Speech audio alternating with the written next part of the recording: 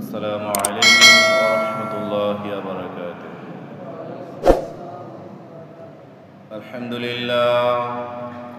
الحمد لله نحمده ونستعينه ونستغفره ونؤمن به ونتوكل عليه ونعوذ بالله من شرور أنفسنا ومن سيئات أعمالنا. من يهده الله فلا مضل له ومن يضلله فلا هادي له، ونشهد أن لا إله إلا الله وحده لا شريك له، ونشهد أن سيدنا ومولانا محمدًا عبده ورسوله. أما بعد، فأعوذ بالله من الشيطان الرجيم. بسم الله الرحمن الرحيم. إن الذين قالوا ربنا الله ثم استقاموا تتنزل عليهم الملائكة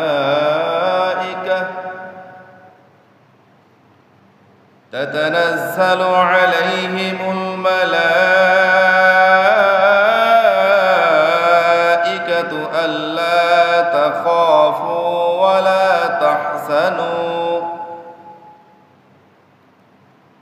ولا تحزنوا وأبشروا بالجنة التي كنتم توعدون.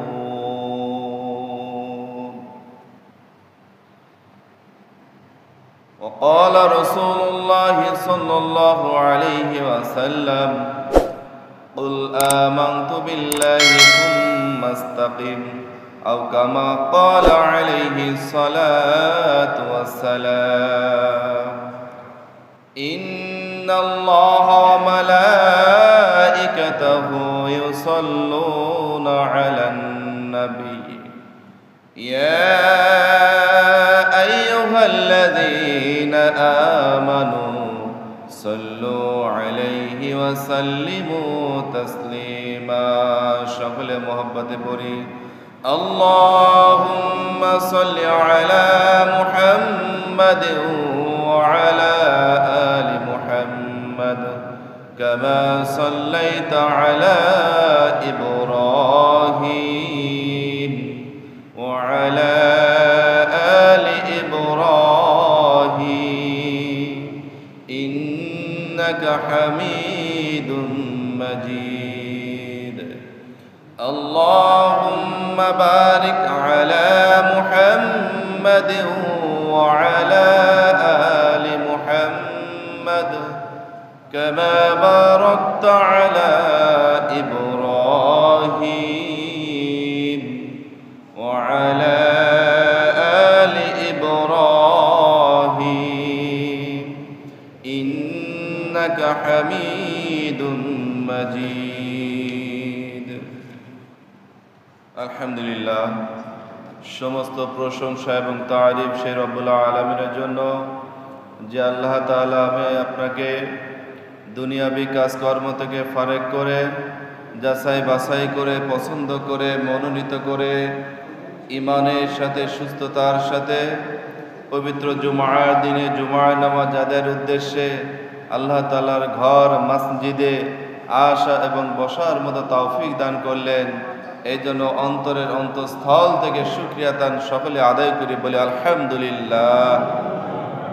এবং আবারও শতকরে দরুদ সালাম দো জানের কান্ডারি শাফাতুল মুজনুবিন রহমাতুল আলামিন খাতামুন নবিয়্যিন নবী মুহাম্মদুর রাসূলুল্লাহ সাল্লাল্লাহু আলাইহি ওয়াসাল্লামের প্রতি। আইয়াল খুল্লান, আল্লাহ সুবহানাহু ওয়া তাআলা আমাদেরকে এই পৃথিবীতে পাঠিয়েছেন। আল্লাহ তাআলা দরবারে লাখ কোটি কোটি শুকরিয়া যে আল্লাহ তাআলা আমাদেরকে ইমানদার মুসলমানের ঘরে উম্মতে মুহাম্মদী হিসাবে পাঠিয়েছেন। এই জন্য জোরে সোরে আরেকবার বলি আলহামদুলিল্লাহ। আল্লাহ তাআলার পক্ষ থেকে এটা বান্দাদের জন্য কত বড় নিয়ামত, কত বড় রহমত, এটা চিন্তা করেও কেউ শেষ করতে পারবে না। আপনি যদি কোনো অমুসলিমের কাছে যান, তাকে যদি আপনার ধর্মের প্রতি দাওয়াত দেন, সে আপনার প্রতি যে বিদ্রূপ ক্রিয়া করবে, বিদ্রূপ আচরণ করবে, যে বিহাবটা করবে, এইটুক যদি উপলব্ধি করতে পারেন তাহলে বোঝা যাবে যে আল্লাহ তাআলা আমাকে এই ধর্মের উপর প্রতিষ্ঠিত করেছেন, এই ধর্মের উপর রেখেছেন, এটা আল্লাহর পক্ষ থেকে কত বড় নিয়ামত। কেউ আমাকে দাওয়াত দিয়ে মুসলমান বানায় নাই, কেউ আমাকে বাধ্য করে মুসলমান বানায় নাই, কেউ আমাকে জন্মসূত্রে মুসলমান বানায় নাই, কিন্তু জন্মগতভাবে মুসলমানের ঘরে আল্লাহ তাআলা আমি আপনাকে পাঠানোর কারণে মুসলমান হওয়া, ইমানদার হওয়া আমি আপনার জন্য সহজ হয়ে গেছে। বলুন না সুবহানাল্লাহ। এই জন্য যারা এই বিশ্বাস রেখে আল্লাহ সুবহানাহু ওয়া তাআলার প্রতি ঈমান রাখে, যারা নিজেদেরকে ঈমানদার বলে, নিজেদেরকে মুমিন বলে যারা দাবি করে এবং সেই দাবি অনুযায়ী আল্লাহর ইবাদত বন্দেগী করে, সেই দাবির কার্যাবলী বাস্তবায়ন করার চেষ্টা করে, আল্লাহ সুবহানাহু ওয়া তাআলা তাদের জন্য সুসংবাদ দিয়েছেন। বলেন সুবহানাল্লাহ। কি ধরনের সুসংবাদ, কাদের জন্য এই সুসংবাদ? আজকের আলোচনা থেকে একটু হলে আমরা জানতে পারবো। সকলে বলি ইনশাআল্লাহ। আজকে খুতবার মূল আলোচ্য বিষয় হলো আল্লাহ তাআলার পক্ষ থেকে মুমিনদের জন্য সুসংবাদ। সকলে একবার বলি সুবহানাল্লাহ। আল্লাহ তাআলা মুমিনদের জন্য সুসংবাদ দিচ্ছেন। এখন আমি আপনার দেখার বিষয়, আমি সেই প্রকারের মুমিন হতে পারি কিনা। যদি পারি তো আমার জন্য ওই সুসংবাদ, আর যদি সেই ইমানদার সেই মুমিন হতে না পারি তো আমার জন্য ওই সুসংবাদ থাকবে না। এই জন্য আল্লাহ সুবহানাহু ওয়া তাআলা বলছেন সূরা ফুসসিলাতের 30 থেকে 32 নম্বর আয়াতের মধ্যে, যে আয়াতে কারিমের শুরুতে আল্লাহ সুবহানাহু ওয়া তাআলা বলছেন ইন্নাল্লাযীনা ক্বালু রাব্বুনাল্লাহ, নিশ্চয় যারা বলে যে আমাদের রব আল্লাহ। সকলে একবার বলি আমাদের রব কে? আল্লাহ। এই কথা মুখ দিয়ে বলে, তার মানে আল্লাহর প্রতি কি ঈমান আনে। ঈমান আনার সাথে সাথে বলে রব্বুনাল্লাহ, আমাদের রব তো আল্লাহ, আমাদের পরিচালক আল্লাহ, আমাদের লালন পালনকারী আল্লাহ, আমাদের রিজিক দাতা আল্লাহ, আমাদের বিপদ দানকারী আল্লাহ, বিপদ থেকে রক্ষাকারীও আল্লাহ। কথা বলেন ঠিক কিনা?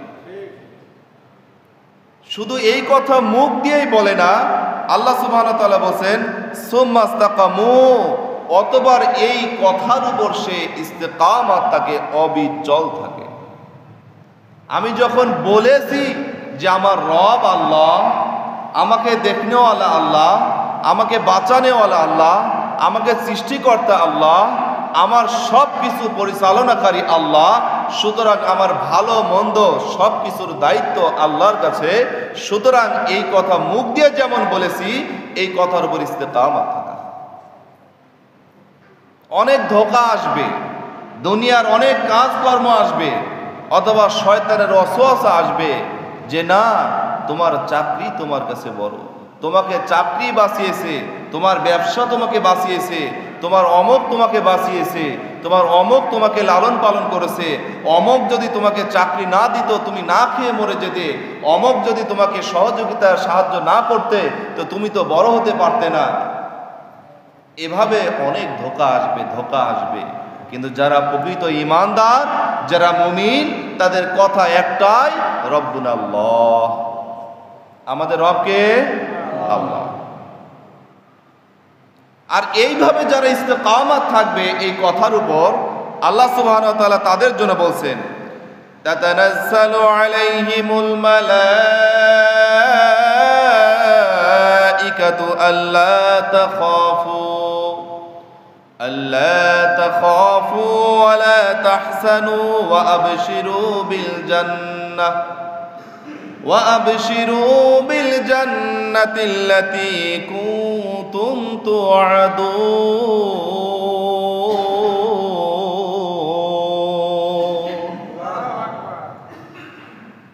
যারা এই কথার উপর ইস্তেকামাত থাকবে, অবিচল থাকবে, তাদের জন্য আল্লাহ সুবহানাহু ওয়া তাআলা অসংখ্য অগণিত ফেরেশতা নাজিল করে দেন। বলেন না সুবহানাল্লাহ। আর এই ফেরেশতারা কি বলতে থাকে? ওই অবিচলকারী ঈমানদারকে আল্লাহর ফেরেশতারা তখন বলতে থাকে কি, আল্লাহ তাখাফু, তুমি ভীত হইও না, তোমার কোনো ভয় নেই, ওয়ালা তাহজানু, তোমার কোনো চিন্তাও নেই, ও আবশিরু বিল জান্নাহ, তুমি জান্নাতের সুসংবাদ গ্রহণ করো। সুবহানাল্লাহ বিহামদিহি। আল্লাতী কুনতুম তুআদুন, যে জান্নাতের প্রতিশ্রুতি তোমার সাথে দেওয়া হয়েছে।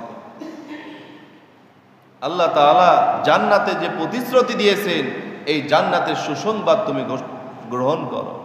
ফেরেশতার এই বলে বলে ওই মুমিনদেরকে এলান করতে থাকে।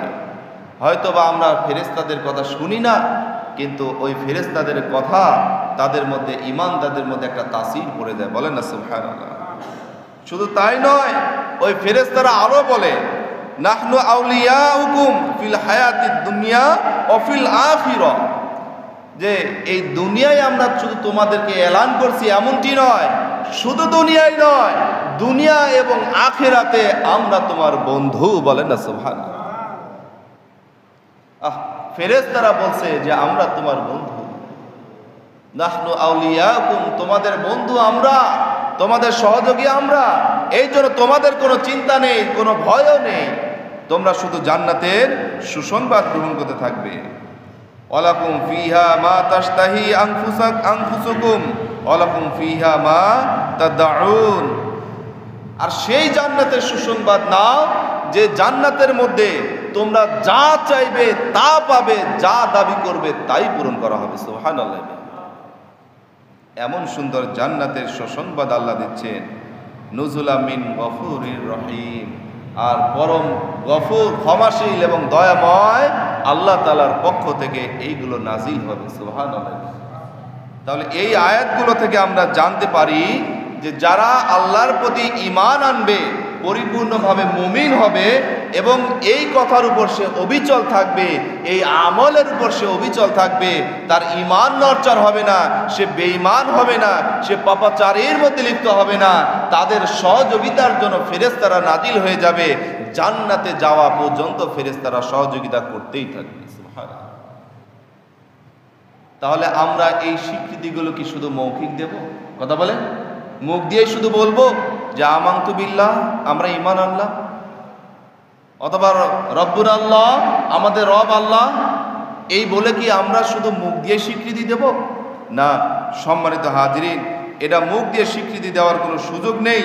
এই ব্যাপারে আল্লাহ সুবহানাহু ওয়া তাআলা বলছেন সূরা ইমরানের 193 নম্বর আয়াত, যেখানে আল্লাহ তাআলা বলছেন যে এই সকল ঈমানদারের কার্যাবলী কেমন, মন মানসিকতা কেমন, আমলের স্পৃহা কেমন, আল্লাহর প্রতি বিশ্বাস কেমন, কোরআনের প্রতি বিশ্বাস কেমন, কোরআনের হুকুম শোনা মাত্র তাদের মধ্যে কি প্রতিক্রিয়া হয়, এইটুকু বাস্তবায়নের জন্য আল্লাহ সুবহানাহু ওয়া তাআলা বলছেন সূরা ইমরানের 193 নম্বর আয়াতে, যেখানে আল্লাহ সুবহানাহু ওয়া তাআলা বলছেন, রব্বানা ইন্নানা সামি'না মুনাদিয়ান ইউনাদি লিল ঈমান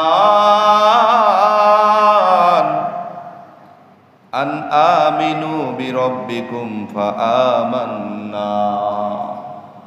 এই সকল ঈমানদাররা তখন বলতে থাকে যে আমাদের রব আমাদেরকে একজন আহ্বানকারী, এই বলে আহ্বান করে ঈমানের দিকে, ঈমানের দিকে আহ্বান করে যে তোমরা ঈমানদার হও, প্রকৃত ঈমানদার হও, প্রকৃত মুমিন হও, এই বলে তো কোনো একজন আহ্বান করছে, হে আমাদের রব তুমি সাক্ষী থাকো, আমরা ওই আহ্বানকারীর আহ্বান শুনেছি, আহ্বান শুনেছি এবং কি করেছি, এই সাথে সাথে আমরা মেনে নিয়েছি। বলেন না সুবহানাল্লাহ।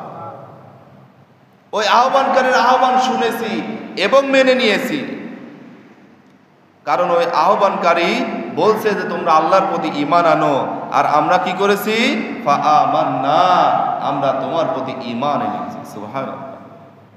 সুতরাং এইভাবে যে আল্লাহর সাথে কথা বলতে পারবে, আল্লাহকে সাক্ষ্য দিতে পারবে যে হ্যাঁ তোমার আহ্বানকারীর আহ্বান শুনে আমি তোমার প্রতি বিশ্বাস স্থাপন করেছি, যেখানে তোমার কোরআনের আলোচনা হতো সে আলোচনা শুনে তোমার প্রতি বিশ্বাস স্থাপন করেছি, এই কারণে আলোচনায় যে বিধান আমার জন্য সাব্যস্ত হয়েছে সেই বিধান আমি মেনে নিয়েছি, বিধান আমি পালন করেছি, তোমার প্রতি বিশ্বাস স্থাপন করেছি। এই ব্যাপারে আল্লাহ সুবহানাহু ওয়া তাআলা ঘোষণা দিচ্ছে। এই জন্য শুধু মুখে স্বীকৃতি দিলে হবে না, মুখে বললে হবে না যে আমরা ঈমান আনলাম, আমরা আল্লাহকে রব হিসেবে মেনে নিলাম, এটা শুধু মুখে বললে হবে না। এই আমলের প্রতি, এই বিশ্বাসের প্রতি তাকে ইস্তেকামাত করে থাকতে হবে। প্রত্যেকটা কাজের প্রতি, দুনিয়ায় ব্যবসা বাণিজ্য, চাকরি বাকরি, মাঠ ঘাট, যেখানে যাই না কেন, সেখানে আমার যে কর্মই হোক না কেন, ওই কর্ম আমার কোনো ক্ষমতা নেই। ওই কর্মের কোনো ক্ষমতা আছে? কথা বলে। এমনও দোকানদার ভাইয়ের সঙ্গে সাক্ষাৎ হয়েছে, দেখেছি দোকান খুলে বসে আছে, আধা ঘন্টা 1 ঘন্টা হয়ে যায়, কোনো কাস্টমার আসে না। আসে না নাই? কথা বলে।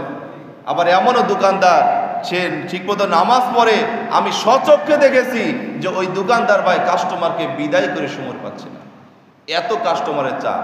ওই কাস্টমার পাঠিয়েছে কে? কথা বলেন কে?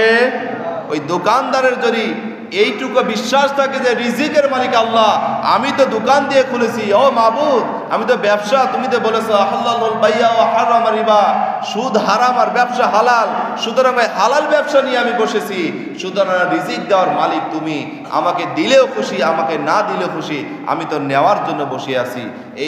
এই বিশ্বাস নিয়ে যে আল্লাহর প্রতি ইস্তেকামাত হয়ে থাকবে, আল্লাহ তাআলা তার নিয়ামতের শুকরিয়া বাড়িয়ে দিবেন, নিয়ামতকে বাড়িয়ে দিবেন এই শুকরিয়া আদায় করার কারণে।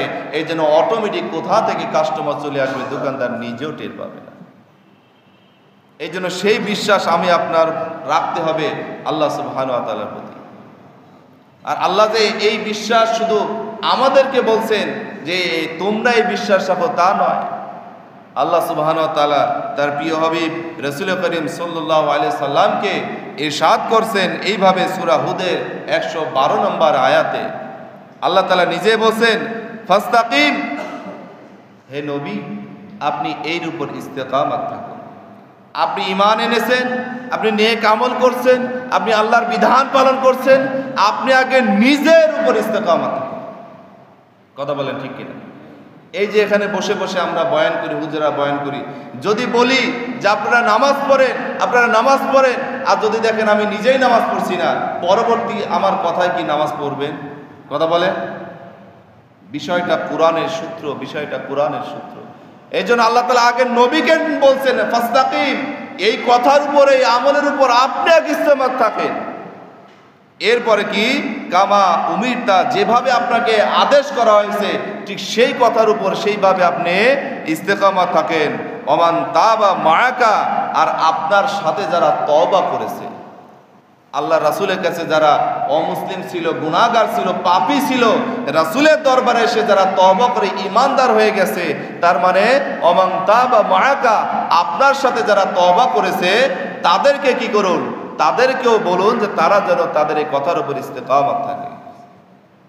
সতর্কতা কি, ওয়ালা তাতগাউ ইন্নাহু বিমা তা'মালুনা বাসীর, আর তোমরা সীমা লঙ্ঘনকারী হবে না। আল্লাহ সুবহানাহু ওয়া তাআলা যে সীমানা দিয়েছেন, যে বিধান দিয়েছেন, এই বিধানের বাহিরে গিয়ে তোমরা সীমা লঙ্ঘন করো না। আমরা সীমা লঙ্ঘন করি কি করি না বলেন? আল্লাহ বলেছেন দুনিয়াকে প্রাধান্য না দিতে, আমরা দুনিয়াকেই বেশি প্রাধান্য দিই। কথা বলেন ঠিক কিনা?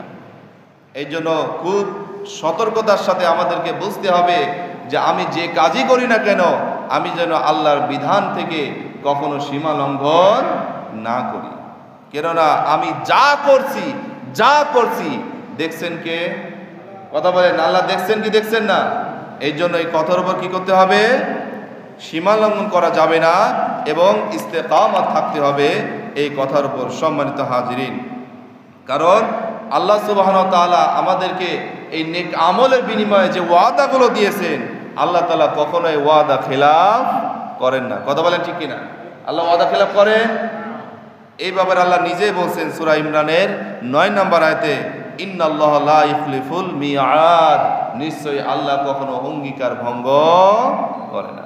তার মানে আমাকে আল্লাহর প্রতি যদি আমি বিশ্বাস রাখি, আল্লাহকে যদি রব হিসাবে মেনে নেই, তাহলে অবশ্যই অবশ্যই আমাকে মনে রাখতে হবে যে আল্লাহ তাআলা আমাদেরকে জান্নাতের যে সুসংবাদ দিচ্ছেন, আখিরাতের জন্য যে ওয়াদা দিচ্ছেন, সেগুলো অবশ্যই অবশ্যই আল্লাহ দিবে। কখন আল্লাহ ওয়াদা খেলাফ করবে? এই জন্য এতটুকু বিশ্বাস আমাদের রাখতে হবে। সম্মানিত হাজিরিন, এরপরেও দেখেন শয়তান আমাদেরকে ধোঁকা দেয়, ওয়াসওয়াসা দেয়। আব্দুল্লাহ ইবনে মাসউদ রাদিয়াল্লাহু তাআলা আনহু থেকে বর্ণিত একটি হাদিসটা তিরমিজি শরীফ থেকে আসছে। রাসূল করিম সাল্লাল্লাহু আলাইহি ওয়াসাল্লাম বলেন যে আদম সন্তানের মাঝে শয়তানের স্পর্শ রয়েছে। আদম সন্তানের মাঝে কি রয়েছে? শয়তানের স্পর্শ রয়েছে এবং ফেরেশতারও স্পর্শ রয়েছে। যদি ফেরেশতার স্পর্শ করে তখন সে ভালো কাজ করতে চায়, ফেরেশতা তাদেরকে ভালো কাজ করার প্রতি উদ্বুদ্ধ করে, উৎসাহিত করে, সত্যকে সত্য বলে স্বীকার করায়। আর শয়তান যদি ফেরেশতাকে ওভারটেক করে আমাকে স্পর্শ করেই ফেলে, তাহলে শয়তান আমাকে মন্দ কাজের দিকে পরিচিত করে। সম্মানিত হাজিরিন, এই যে ফেরেশতারা আমাদের সাথে থাকেন, ফেরেশতারা আমাদের সহযোগিতা করেন, ফেরেশতারা আমাদের জন্য সুসংবাদ নিয়ে আসেন। আরেকটি মজার বিষয় হলো, এর আগে হয়তো কোথাও বলেছি, আজকেও প্রসঙ্গত এসে গেছে দলিল সহকারে, এই জন্য আজকে আবারও বিষয়টা বলি, ভালো করে কথাটা বুঝবেন। রাত্রের অন্ধকারে যখন আমরা অনেকেই চলাফেরা করি, একা একা হাঁটছি, মনে হয় পিছনে কে যেন হাঁটছে, শব্দ হয় কি হয় না? হঠাৎ করে পিছন দিকে যখন তাকাই দেখি কেউ নাই, তখন মনে হয় আরে জিন ভূত অথবা অন্য কিছু। কথা বলে ঠিক কিনা? এই যে অনেকে যাদের হাড় দুর্বল হয়, এমনভাবে ভয় পায়, ভয়ের কারণে অনেক সময় জ্বরও এসে যায়। কথা বলে ঠিক কিনা? আজকের পর থেকে আর ভয় করার কোনো সুযোগ নাই। সকালে একবার আলহামদুলিল্লাহ বলি, কারণ কোরআনের আলোকে জেনে নিব যে ওই পিছনের ওই শব্দটা কার হয়। জানলে ভালো হবে কিনা বলেন? দেখেন এই ব্যাপারে আল্লাহ সুবহানাহু ওয়া তাআলা বলেন, আয়াতটা মনে রাখবেন, সূরা রাদ 11 নম্বর আয়াত। কত নম্বর আয়াত? সূরাতুর রাদ 11 নম্বর আয়াত, যেখানে আল্লাহ সুবহানাহু ওয়া তাআলা বলেন, লাহু মুআক্কিবাতুম মিন বাইনি ইয়াদাইহি ওয়া মিন খালফিহি ইয়াহফাজুনাহু মিন আমরিল্লাহ। আল্লাহ সুবহানাহু ওয়া তাআলা কিছেন, প্রত্যেকটা মানুষের জন্য তার সামনে এবং পিছনে এক আগমনকারী, একজন প্রহরী আল্লাহ তাআলা নিযুক্ত করে দেন। তার আল্লাহ তাআলার আদেশে তাদেরকে রক্ষণাবেক্ষণ করে। চিল্লা বলেন সুবহানাল্লাহ। তার মানে আমার সামনে পিছনে কে থাকে? ফেরেশতারা। কে থাকে? ফেরেশতা আল্লাহ তাআলা নিযুক্ত করে দেন। আল্লাহর পক্ষ থেকে আদিষ্ট হয়ে সেই ফেরেশতারা আসে কিসের জন্য? আমাকে রক্ষণাবেক্ষণের জন্য। ইয়াহফাজুহু লাহু, আমাদেরকে হেফাজত করে। তো আমাকে হেফাজতের জন্য যদি আমার পাশে ফেরেশতারা থাকে, দুনিয়ার কোনো জিন ভূত কোনো বালা মুসিবত আসতে পারে? যারা এইভাবে আল্লাহর প্রতি বিশ্বাস রাখবে, কোরআনের এই আয়াতের প্রতি বিশ্বাস রাখবে, আর ফেরেশতাদের প্রতি বিশ্বাস রাখবে, হ্যাঁ আল্লাহ সত্য, আল্লাহর কোরআন সত্য, আয়াত সত্য, সুতরাং আমার সামনে পিছনে আমাকে হেফাজতের জন্য কমপক্ষে 2 জন ফেরেশতা আছে, সুতরাং আমাকে হেফাজত করার জন্য আল্লাহ যেহেতু ফেরেশতা পাঠিয়েছেন, আমার কোনো ভয় নেই, আমাকে হেফাজত করবেন স্বয়ং আল্লাহ। দুনিয়ার কোনো ভয় আর তার আসবে।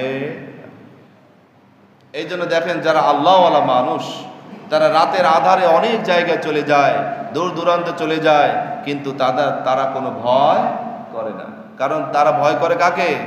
আল্লাহকে। তবে মাসালাগতভাবে রাসূল করিম সাল্লাল্লাহু আলাইহি সাল্লাম বলেছেন যে রাত্রে যদি কেউ কোথায় সফর বের হয়, কমপক্ষে যেন একজন সহযোগী সহচর সাথে নিয়ে বের হয়। এটা হলো রাসূলের কথা এবং এটাই সুন্নাহ। আমি বাহাদুরি দেখাবো, আমি একাই বের হব, আপনার দরকার হলে আপনি যেতে পারেন, কিন্তু সুন্নাহটা কি? একজনকে সাথে নিয়ে আপনি যেতে হবে। যদি কোনো বিপদ হয় তাহলে আপনার সহযোগিতা পাবেন কি পাবেন না? কথা বলেন। অবশ্যই আপনার সহযোগিতা পাবেন। হয়তো আপনারা গত দিনই শুনেছেন আমার এই যে অবস্থা, অ্যাক্সিডেন্ট হয়েছিলাম, আমার সাথে একজন সহযোগী ছিল, সে আমাকে অনেক হেল্প করে আমাকে হাসপাতাল পর্যন্ত পৌঁছায় দিয়েছে, সহযোগিতা। আমার ওই সময় যে কন্ডিশন ছিল, মাথা ঘোরা বা ওই সময় আমার শরীরটা অস্থির লাগছিল, আমার সম্ভব ছিল না একা একা হাসপাতালে যাওয়া। তাহলে বাস্তবতায় বোঝা যায় রাসূল করিম সাল্লাল্লাহু আলাইহি সাল্লাম ঠিক বলেছেন যে একজন সহযোগী নিয়ে যেন রাস্তায় বের হয়। আল্লাহ তাআলা আমাদের বোঝার তৌফিক দিন, সকলে বলি আল্লাহুম্মা আমিন। সম্মানিত হাজরিন, এই ফেরেশতারা আমাদের সাথে কত সময় ধরে থাকবে? যদি আমরা এইটুকু বিশ্বাস রেখে নেক আমলের মধ্যে যদি থাকতে পারি, আল্লাহর বিধান পালনের দিকে যদি থাকতে পারি, তাহলে ওই ফেরেশতারা আমাদের সাথে কত সময় থাকবে? এই ব্যাপারে আল্লাহ সুবহানাহু ওয়া তাআলা বলেন সূরা রাদের 23 এবং 24 নম্বর আয়াতে, ওয়াল মালাইকাতু ইয়াদখুলুনা আলাইহিম মিন কুল্লি বাব। এই ফেরেশতারা আমাকে ছাড়বে না যখন আমার নেক আমলের বিনিময়ে আমার জন্য জান্নাতের ঘোষণা হয়ে যাবে। সকলে একবার বলে সুবহানাল্লাহ। যখন জান্নাতের ঘোষণা হয়ে যাবে তখন জান্নাতের প্রত্যেকটা দরজায় এই সকল ফেরেশতারা দাঁড়িয়ে যাবে। চিল্লাবেন সুবহানাল্লাহ। শুধু দাঁড়িয়ে যাবে তাই নয়, তারা কি বলবে? সালামুন আলাইকুম বিমা সাবারতুম। তুমি যে ব্যাপারে ধৈর্য ধারণ করেছিলে, আল্লাহর ইবাদত বন্দেগী করেছো, অনেক কষ্ট হয়েছে, তারপরেও তুমি অবিচল থেকেছো, ইস্তেকামত থেকেছো, সুতরাং তুমি এই ব্যাপারে ধৈর্য ধারণ করার কারণে আজকে জান্নাতে আল্লাহ তোমাকে দিয়ে দিচ্ছে। এই জান্নাতে আসার জন্য তোমাকে সালাম সালাম সালাম। সুবহানাল্লাহ। তারা অভিবাদন করতে থাকবে সালামের বিনিময়ে যে আসো শান্তি, আসো এই শান্তির জায়গায় চলে আসো। সম্মানিত হাজিরিন, এই জন্য আমাদের অবশ্যই এই বিষয়গুলো সতর্ক রাখা দরকার যে আমরা আল্লাহর প্রতি যখন বিশ্বাস স্থাপন করেছি, তাহলে অবশ্যই এই বিশ্বাস এবং এই নেক আমলের উপর আমরা ইস্তেকামাত থাকবো। সকলে একবার বলি ইনশাআল্লাহ। ইস্তেকামাত মানে অবিচল থাকা, ওর উপর আমি ইনস্ট্যান্ট অবিচল হয়ে থাকবো, মানে ওর উপরই থাকবো, আমাকে আর কেউ সরাতে পারবে না, শয়তান আমাকে ধোঁকা দিতে পারবে না। আমি যখন বুঝে গেছি আমার রব আল্লাহ, আমাকে বাঁচানেওয়ালা আল্লাহ, তখন অবশ্যই আমাকে চিন্তা করতে হবে শয়তানের ধোঁকা আসলে সেখান থেকে আমাকে বেঁচে ফিরে আসতে হবে। কথা বলেন ঠিক কিনা? সম্মানিত হাজিরিন, আমাদের উচিত হবে এই ব্যাপারে চিন্তা ভাবনা করা। তাহলে এতটুকু আলোচনা থেকে আমরা বুঝতে পারি যে আমরা ঈমান আনবো, আবার এই ঈমানমূলক যে আমলগুলো আছে, কাজকর্মগুলো আছে, এগুলোর উপর আমরা অবিচল থাকব। কথা বলেন ঠিক কিনা? কিন্তু বাস্তবতা হলো আমরা এর উপর অবিচল না থেকে এর বিপরীত দিকে অবিচল হয়ে থাকি। এর কিছু উদাহরণ আপনাদের সামনে আমি পেশ করব। তার আগে একটি হাদিস আপনাদের সামনে পেশ করি। হাদিসটা সুফিয়ান বিন আব্দুল্লাহ রাদিয়াল্লাহু আনহু রাসূল করিম সাল্লাল্লাহু আলাইহি সাল্লামের কাছে গিয়ে বলছেন, ইয়া রাসূলুল্লাহ, ইয়া হাবিবাল্লাহ, ইসলামের এমন একটি বিষয় আপনি আমাকে শিক্ষা দিন যে ব্যাপারে দ্বিতীয়বার আর কারো কাছে যেন প্রশ্ন করা না লাগে। এমন একটি বিধান আপনি আপনাকে শিখাই দিন। রাসূল করিম সাল্লাল্লাহু আলাইহি সাল্লাম তখন সুফিয়ান বিন আব্দুল্লাহ রাদিয়াল্লাহু আনহুকে বলছেন যে, কুল আমানতু বিল্লাহ সুম্মা ইসতাকিম।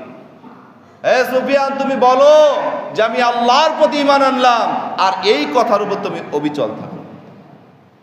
সুতরাং এই হাদিস থেকে বোঝা যায় শুধু আমি মুখ দিয়ে বলবো আল্লাহর প্রতি ঈমান আনলাম আর কাজকর্ম করব না, তাহলে কিন্তু হবে না। এই কথার সাথে আমাকে অবিচল থাকতেই হবে যে আমার রব আল্লাহ, আমার মালিক আল্লাহ, আমার খালেক আল্লাহ, আমার গফুর আল্লাহ, আমার রহিম আল্লাহ, আল্লাহর যতগুলো সিফাত আছে সেই বিষয়গুলো সিফাতগুলোর উপর ঈমান আনা। ঈমান আনার ক্ষেত্রে আমরা যেটা বলে থাকি, আমানতু বিল্লাহি ওয়া মালাইকাতিহি ওয়া কুতুবিহি ওয়া রুসুলিহি ওয়াল ইয়াউমিল আখিরি ওয়াল কদরি খায়রিহি ওয়া শাররিহি মিনাল্লাহি তাআলা ওয়াল বা'সি বা'দাল মাউত। এই সাতটা বিষয়ের উপর আমরা পরিপূর্ণভাবে বিশ্বাস করি, ঈমান আনয়ন করে থাকি। সুতরাং যখন বলেছি এই বিষয়গুলোর উপর আমি ঈমান এনেছি, সুতরাং আমাকে ঈমান এর উপর ইস্তেকামাত থাকতে হবে। ওয়াল কদরি খায়রিহি ওয়া শাররিহি মিনাল্লাহি তাআলা। তাকদীরের ভালো এবং মন্দ কার পক্ষ থেকে? কার পক্ষ থেকে? আল্লাহ। এরকম ছোটখাটো দুর্ঘটনা কিছুই না, কথা বলেন ঠিক কিনা? হতে পারতো এরকম অ্যাক্সিডেন্টে দুনিয়ায় আর বাঁচার কোনো ক্ষমতা নেই। এরকম হয় কি হয় না? আমি যেদিন অ্যাক্সিডেন্ট করছি তার ঠিক 3-4 দিন আগে এই আলফার মোড়ে একজন অ্যাক্সিডেন্ট করে জায়গায় মারা গেছে, কথা বলেন ঠিক না ভাই? ঠিক হতে পারতো, আমিও আল্লাহ আমাকে নিয়ে যেতে পারতেন, কিন্তু আল্লাহ তাআলা আমাকে বড় বিপদ থেকে ছোট বিপদ দিয়ে বাঁচিয়েছেন, কথা বলেন ঠিক কিনা? সুতরাং এই যে ভালো আর মন্দ যা কিছু আসুক আল্লাহর পক্ষ থেকে আমাকে মেনে নিতে হবে। আর বিপদ যদি আল্লাহর পক্ষ থেকে আসে আমাকে বুঝতে হবে হয়তোবা আল্লাহ আমাকে পরীক্ষার জন্য বিপদ দিয়েছে, অথবা আল্লাহ তাআলা আমার গুনাহ মাফের জন্য বিপদ দিয়েছে, অথবা আল্লাহ তাআলা আখিরাতের বড় আযাব থেকে বাঁচার জন্য এই দুনিয়ার ছোট আযাব দিয়েছে, অথবা আল্লাহ তাআলা আমার মর্যাদা বৃদ্ধি করার জন্য বিপদ দিয়েছে। সুবহানাল্লাহ। এই জন্য সম্মানিত হাজরিন, আমাদের উচিত হবে এই বিষয়গুলোর উপর ইস্তেকামত থাকা। কিন্তু অনেকগুলো উদাহরণ আছে, একটা উদাহরণ সামাজিকভাবে আপনাদের সামনে আমি উপস্থাপন করব। সেটা হলো আমরা অনেক সময় অনেকের প্রতি রাগ হিংসা এগুলোর উপর আমরা ইস্তেকামত থাকি, রাগ হিংসাকে আমরা পুষে রাখি, কথা বলেন ঠিক না ভাই? ঠিক। হ্যাঁ, সমাজে এই বিষয়গুলো সয়লাভ চলে গেছে।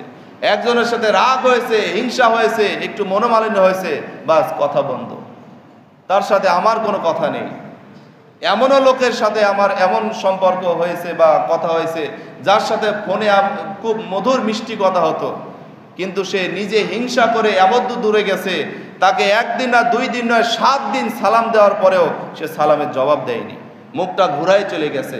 এটা আমার প্র্যাকটিক্যালি কথা, কিন্তু এই ব্যাপারে হাদিস আসছে, হাদিসটা কি শোনা দরকার, বলবো কি আপনাদের সামনে?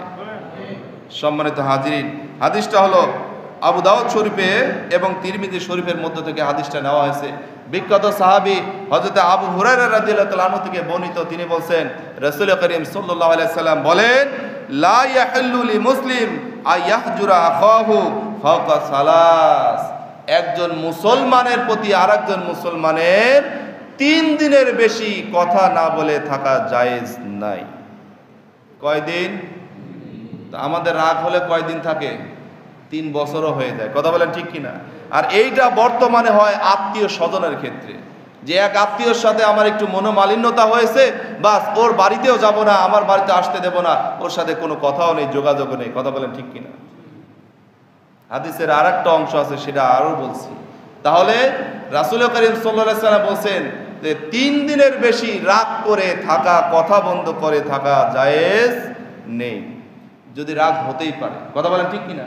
স্বামী স্ত্রীর মধ্যে রাগ হতে পারে, বাবা সন্তানের মধ্যে রাগ হতে পারে, ভাই ভাইয়ের সাথে রাগ হতে পারে, প্রতিবেশীর সাথে রাগ হতে পারে, আত্মীয় স্বজনের সাথে রাগ হতে পারে, সমাজের লোকের সাথে রাগ হতে পারে।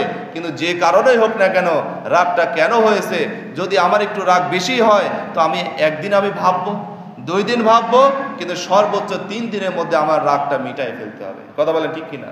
এইভাবে রাসূল করিম সাল্লাল্লাহু আলাইহি সাল্লাম বলেন যে যদি কারোর মধ্যে এরকম রাগ হয়, আর যে ব্যক্তি আগে রাগ ভাঙানোর জন্য সালাম দিয়ে কথা বলবে, ওই ব্যক্তি পৃথিবীর মধ্যে শ্রেষ্ঠ মানুষ, বলেন না সুবহানাল্লাহ। ওই ব্যক্তি হিংসা থেকে মুক্ত, ওই ব্যক্তি কৃপণতা থেকে মুক্ত, ওই ব্যক্তি অপরাধ গুনাহ থেকে মুক্ত। এই জন্য আমাদের রাগ হলে আমরা রাগ মিটাবো তো ইনশাআল্লাহ। যদি না মিটাই তাহলে কি পরিণাম আছে? এইভাবে রাসূল করিম সাল্লাল্লাহু আলাইহি সাল্লাম বলছেন, ফামান হাজারা ফাওকা সালাস। যে ব্যক্তি 3 দিনের বেশি সময় ধরে এই রাগটা পুষে রাখবে, কারোর সাথে 3 দিনের বেশি কথা বলবে না, রাগ করে থাকবে, যোগাযোগ করবে না, রাসূল করিম সাল্লাল্লাহু আলাইহি সাল্লাম বলেন, আর ফামাতা, আর এই অবস্থায় সে মারা যাবে, এই অবস্থায় সে মৃত্যুবরণ করবে, দাখালান নার, ওই ব্যক্তি জাহান্নামে যাবে, বলেন নাউজুবিল্লাহ। এবার বলেন, রাগ করে, নিজে রাগ করে, আমি তো হাজি, আমি গাজী, আমি নামাজি, আমি তাহাজ্জুদ পড়ি, আমি রোজা রাখি, যত ইবাদত করি না কেন, এই আমলগুলো যদি আমার মধ্যে থাকে, স্পষ্টভাবে হাদিসে আসছে আমার স্থান কোথায় হবে? জাহান্নামে। কোথায় হবে? কথা বলেন, জাহান্নামে। তাহলে রাগ করে থাকা যাবে? তাহলে এখন মনে মনে একবার আমরা বলি যে আমরা আজকে একজনের আরেকজনের প্রতি যার প্রতি হিংসা বিদ্বেষ রাগ থাকুক না কেন, আমরা প্রত্যেকে মাফ করে দিলাম। সকলে বলে আল্লাহুম্মা আমিন। কি মাফ করে দেওয়া যায় কিনা বলেন? এবং আমরাও চাইবো আল্লাহর কাছে, আল্লাহ ওই ব্যক্তি আমার প্রতি একটু রাগান্বিত হয়ে আছে, তার জন্য আমি কল্যাণের দোয়া করি, আল্লাহ তুমি তার প্রতি মহব্বত তার প্রতি দিয়ে দাও, যাতে আমার প্রতি মহব্বত চলে আসে। কি দোয়া করা যায় কিনা কথা বলেন? এই কাজগুলো কেন করব? নিজে জাহান্নাম থেকে বাঁচার জন্য। কথা বলেন ঠিক কিনা? আল্লাহ তাআলা আমাদের বোঝার তৌফিক দিন, সকলে আল্লাহুম্মা আমিন। এই জন্য এরকম সমাজে অনেক বিষয় আছে, আমরা যে বিষয়ের উপর ইস্তেকামাত থাকা দরকার তার বিপরীত দিক থেকে আমরা ইস্তেকামাত থাকার চেষ্টা করি। তাহলে যদি রাগ হয়, হিংসা হয়, কারো প্রতি মনোমালিন্যতা আসে, তাহলে সর্বোচ্চ 3 দিনের বেশি ওই রাগের উপর অবিচল থাকা জায়েজ। কথা বলেন জায়েজ নাই। যারা এই রাগ হিংসা পুষে রাখবেন তারা কখনো জান্নাতি মানুষ হওয়ার আশা করা যাবে না। আমার মুখের কথা বলেন, দলিল দিয়ে দিলাম, আপনারা হাদিসটা দেখে নেবেন যে আবু দাউদ শরীফের 4914 নম্বর হাদিস এবং তিরমিজি শরীফের 7635 নম্বর হাদিস আপনারা দেখে নেবেন ইনশাআল্লাহ। সম্মানিত হাজরিন, যারা ঈমান আনয়ন করে এবং ঈমান আনয়ন করে আমল করতে থাকে, কেউ কম করে কেউ বেশি করে, কথা বলেন ঠিক কিনা? এই ব্যাপারে 3টা স্তর আছে। এই 3টা স্তরের কথা বলেই বয়ান শেষ করে দেবে ইনশাআল্লাহ। যারা আল্লাহর প্রতি বিশ্বাস স্থাপন করে এবং এর উপর ইস্তেকামাত থাকে পরিপূর্ণভাবে, যে আমি আল্লাহর প্রতি বিশ্বাস এনেছি, আল্লাহর যত বিধিবিধান আছে এগুলো আমি পালন করার চেষ্টা করি, সুতরাং এগুলো আমল আরও বৃদ্ধি করার চেষ্টা করে। আমি যতটুকু, আমি হয়তো 4 ওয়াক্ত নামাজ পড়তাম, এখন আমি 5 ওয়াক্তই পড়ি। আমি হয়তো 5 ওয়াক্ত পড়তাম, আমি একটু 2 রাকাত নফল সহ পড়ি। আমি হয়তো আগে 2 টাকা দান করতাম, এখন হয়তো সামর্থ্য হয়েছে আমি 5 টাকা দান করার চেষ্টা করি। এরকম নেক আমল, যারা নেক আমলের উপর ইস্তেকামাত থেকে, অবিচল থেকে আরো নেক আমল বাড়ানোর চেষ্টা করে, তারা হলো 1 নাম্বার সর্বোচ্চ স্তরে মানুষ। বলেন সুবহানাল্লাহ। আর তাদের জন্য আল্লাহ সুবহানাহু ওয়া তাআলা বলেন সূরা ওয়াকিয়ার 11 থেকে 13 নম্বর আয়াত, আল্লাহ তাআলা বলেন ওয়াসাবিকুনা সাবিকুনা উলাইকাল মুকাররাবুন ফি জান্নাতিন নাঈম। আল্লাহু আকবার। ওয়াসাবিকুন, যারা এই ব্যাপারে অবিচল থাকে, যারা এই ব্যাপারে অগ্রগামিতা প্রকাশ করে, অগ্রগামীর যে অভ্যাস গড়ে তোলে, আল্লাহ তাআলা বলেন তারা আসলেই অগ্রগামী। বলেন না সুবহানাল্লাহ। ওয়াসাবিকুন, তারা অবশ্যই অগ্রগামী। আর কি? উলাইকাল মুকাররাবুন, তারা আল্লাহ তাআলার পক্ষ থেকে আল্লাহ তাআলার নৈকট্য প্রাপ্ত বান্দা। সুবহানাল্লাহ। এই ঘোষণা কার? আল্লাহ। আর যারা এইভাবে আল্লাহর নৈকট্য অর্জন করবে, আল্লাহ সুবহানাহু ওয়া তাআলা আরো বলেন ফি জান্নাতিন নাঈম, তাদেরকে আল্লাহ সুবহানাহু ওয়া তাআলা নিয়ামতপূর্ণ জান্নাতের মধ্যে প্রবেশ করাবেন। সুবহানাল্লাহ। যে জান্নাতের মধ্যে নাজ নিয়ামতে ভরা। সুতরাং এটা হলো প্রথম স্তর। তাহলে আমরা যারা ঈমান এনেছি, আমরা যারা ঈমানের উপর আমল করার চেষ্টা করি, আজকে একটু আমল বাড়াবো, কালকে আরেকটু বাড়াবো, কালকে আরেকটু বাড়াবো, এভাবে আমাদের নেক আমলের সংখ্যা বৃদ্ধি করতে হবে। কথা বলেন ঠিক কিনা? যারা বৃদ্ধি করবে তারা এই আয়াতগুলোর আলোকে তারা অগ্রগামী হয়ে আগে জান্নাতের অধিবাসী হয়ে যাবে। সুবহানাল্লাহি বিহামদিহি। এরপরে 2 নম্বর স্তর, সম্মানিত হাজিরিন, যারা কি করে? নেক আমল করে, যারা নামাজে পড়ে, আবার মাঝে মাঝে শয়তানের ধোকায় পড়ে, যাদের দ্বারা গুনাহ হয়ে যায়। কথা বলেন ঠিক কিনা? আমাদের দ্বারা গুনাহ হয় কি হয় না? কথা বলেন। গুনাহ হয়ে যাক, যদি শয়তানের ধোকায় পড়ে গুনাহ হয়ে যায় তো যাক, কিন্তু গুনাহ হওয়ার পরে আমার করণীয়টা কি? এই ব্যাপারে আল্লাহ সুবহানাহু ওয়া তাআলা বলেন সূরা হুদের 114 নম্বর আয়াতে, আল্লাহ তাআলা বলেন ওয়াকিমুস সালাতা তরাফাইন নাহারি ওয়া সুলাফাম মিনাল লাইল ইন্নাল হাসানাতি ইযহিবনাস সাইয়্যাত। যারা নামাজকে প্রতিষ্ঠা করে দিনের 2 প্রান্ত ভাগে এবং রাতের প্রথমাংশে, অর্থাৎ এর দ্বারা উদ্দেশ্য যারা 5 ওয়াক্ত যারা নামাজ কায়েম করে, প্রতিষ্ঠা করে, আল্লাহ সুবহানাহু ওয়া তাআলা বলেন এই নামাজের দ্বারা ইন্নাল হাসানাতি ইযহিবনাস সাইয়্যাত, এই নামাজের দ্বারা ছোট ছোট গুনাহ যদি তাদের হয়ে যায়, অটোমেটিক এই নামাজের দ্বারা ওই গুনাহ আল্লাহ মাফ করে দিবে। বলেন সুবহানাল্লাহ। তাহলে আগে ছিল অগ্রগামী, শুধু নেক আমল করত। 2 নাম্বার হলো তারা নেক আমল করে আল্লাহর ইবাদত করে, নামাজ পড়ে, মাঝে মধ্যে শয়তানের ধোঁকায় গুনাহ হয়ে যায়, কিন্তু গুনাহ হওয়ার সাথে সাথে সে আবার নেক আমল করে নেয়। এভাবে রাসূল করিম সাল্লাল্লাহু আলাইহি ওয়াসাল্লাম বলেন, যদি তোমার দ্বারা কোনো গুনাহ হয়ে যায় তো সাথে সাথে আরেকটা নেক আমল করে নাও, দুইটা পরিপূরক হয়ে যাবে। সিল্লাহ বলেন সুবহানাল্লাহ। সুতরাং এটাই হলো 2 নাম্বার, যালিকা যিকরা লিযাকিরিন। যারা এই ব্যাপারে চিন্তাশীল তাদের জন্য আল্লাহ তাআলা উপদেশ রেখেছেন, বলেন না সুবহানাল্লাহ। সুতরাং আমরা বলতে পারি সাধারণভাবে আমরা দ্বিতীয় কাতারেই আছি, কথা বলেন ঠিক কি না? সুতরাং গুনাহ হতে পারে সম্মানিত হাজিরিন, কিন্তু গুনাহ থেকে আমাদের সাথে সাথে তওবা করে ফিরে আসতে হবে, নেক আমল বেশি বেশি করতে হবে, তাহলে আমরা গুনাহ থেকে পরিত্রাণ পাওয়ার আশা করতে পারি। 3 নাম্বার হলো, যারা মুসলমান দাবি করে, ইমানদার দাবি করে, আর যাদের দ্বারা গুনাহ হয়ে যায় আর তারা গুনার উপরই অবিচল থাকে, তারা গুনাহ ভালো লাগে, গুনাহ করতেই যাদের মজা লাগে, এই ব্যাপারে যারা থাকবে তাদের ব্যাপারে আল্লাহ সুবহানাহু ওয়া তাআলা বলেন, ওয়া আবিনু ওয়া আনিবু ইলা রাব্বিকুম ওয়া আসলিমু লাহু মিন ক্বাবলি আয়াতিয়াকুম আল আযাবু সুম্মা লা তানসুরুন। যে যারা তোমাদের রবের প্রতি যারা অভিমুখী হয়ে হও, রবের কাছে যারা আত্মসমর্পণ করো, তোমাদের চিন্তা করা দরকার, তোমরা উপদেশ গ্রহণ করবে, তোমরা নেক আমল করবে, আর সতর্ক থাকবে, তোমাদের উপর শাস্তি আসার আগেই এই কাজ করতে হবে। তোমরা রবের দিকে ফিরে আসো, রবের কাছে আত্মসমর্পণ করো, আল্লাহর শাস্তি আসার আগেই। আর যদি একবার যদি আল্লাহর শাস্তি চলে আসে, তাহলে আল্লাহ তাআলা নিজেই বলছেন কি, সুম্মা লা তানসুরুন, তাকে সাহায্য করার মতো দ্বিতীয় আর কেউ থাকবে না। তাহলে আমরা কি গুনার উপর অবিচল থাকবো? কথা বলেন। অবশ্যই অবশ্যই না। আমরা যদিও গুনাহ হয়ে যায়, গুনাহ থেকে সাথে সাথে তওবা করে আমরা ফিরে আসার চেষ্টা করব। সকলে বলে ইনশাআল্লাহ। আল্লাহ সুবহানাহু ওয়া তাআলা আমাদের সকলকে গুনাহমুক্ত ঈমান নিয়ে ইবাদত বন্দেগী করে এবং এর উপর ইস্তেকামত থেকে, অবিচল থেকে আল্লাহর নৈকট্য হাসিল করা তৌফিক দান করুন। সকলে বলি আলহামদুলিল্লাহ, সকলে বলি আল্লাহুম্মা আমিন। ওয়া আখিরি দাওয়ানা আলহামদুলিল্লাহি রাব্বিল আলামিন।